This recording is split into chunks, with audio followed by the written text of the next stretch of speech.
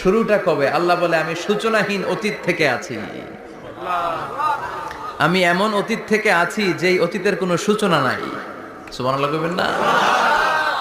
আবার আমি সীমাহীন ভবিষ্যৎ পর্যন্ত থাকবো। সুবহানাল্লাহ পড়েন। এমন ভবিষ্যৎ যেটা সীমা নাই, এমন অতীত যেটা শুরু হয় নাই, তিনি হচ্ছেন আল্লাহ। চিল্লায় বলেন তিনি কে? এজন্য আমরা বলি রাদিতু বিল্লাহি রাব্বা, রব হিসেবে আল্লাহ তোমারে পেয়ে আমরা খুশি। এজন্য আমাদের ইবাদতের সব জায়গায় এই রবের নামের গুণগান আছে না নাই? আমরা যখন রুকুতে যাই আমরা পড়ি সুবহানা রাব্বিয়াল, আবার যখন আমরা সিজদায় যাই আমরা পড়ি সুবহানা রাব্বিয়াল আ'লা। রুকুতে গেলে সুবহানা রাব্বিয়াল আযীম, আবার যখন সিজদায় যাই তখন আমরা পড়ি সুবহানা রাব্বিয়াল আ'লা। আবার কবরের জীবন যখন আমরা শুরু করে দিব, কবরের প্রথম প্রশ্ন হবে